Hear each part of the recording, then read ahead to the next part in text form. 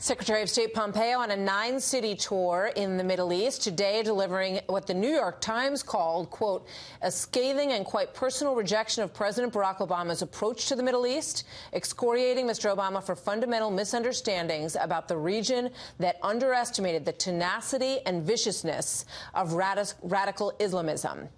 Take a look at the strikingly different messages in 2009 and then today. Assalamu alaikum. It was here in this city, that another American stood before you. He told you that radical Islamist terrorism does not stem from an ideology. Islam is not part of the problem in combating violent extremism. It is an important part of promoting peace. He told you that 9/11 led my country to abandon its ideals, particularly in the Middle East. The attacks of September 11, 2001, and the continued efforts of these extremists to engage in violence against civilians has led some in my country to view Islam as inevitably hostile not only to America and Western countries, but also to human rights. All this has bred more fear and more mistrust. He told you that the United States and the Muslim world needed, quote, a new beginning, end of quote. I've come here to Cairo to seek a new beginning between the United States and Muslims around the world. The good news is this: the age of self-inflicted American shame is over, and so are the policies that produce so much needless suffering. Now comes the real new beginning. All right. Joining me now, General Jack Keane, chairman of the Institute for the Study of War and a Fox News senior strategic analyst. General, good to see you tonight. Yeah, good to see you. Interesting comparisons there. What do you make of it? Well, I think he clearly wanted to draw the contrast of what he suggested, that Obama's vision and his timidity in dealing with the Middle East really had some serious dire consequences that led to regional instability.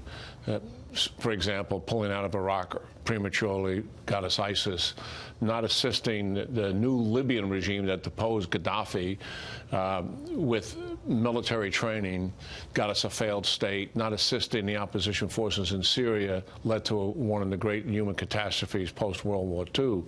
So what he's positioning the United States in the Middle East now is a force for good, promoting stability, security, and prosperity. But I got to tell you, Martha, I mean, this trip was planned weeks ago.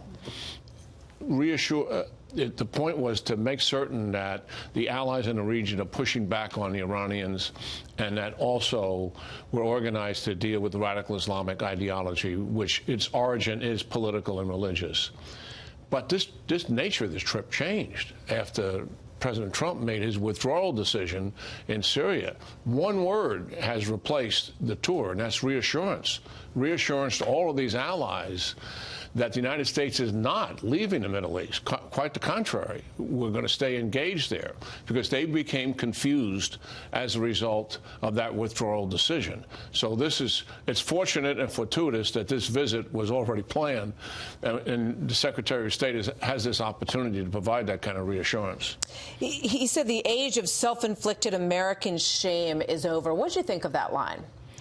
Well, I thought it was a good line, and I had a lot of problems with President Obama's speech in Cairo and many other speeches that he made, because one of the pattern lines, at least for the first 2 years of his administration, was apologizing around the world for the United States behavior. When post-World War II, there's never been a country that has provided so much stability and so much security at the sacrifice of American youth in helping Europeans in the Far East, Southeast Asia. Really quite extraordinary. There's never been a country like us who's ever done something like that. We don't have to apologize for anything. Have we ever made mistakes?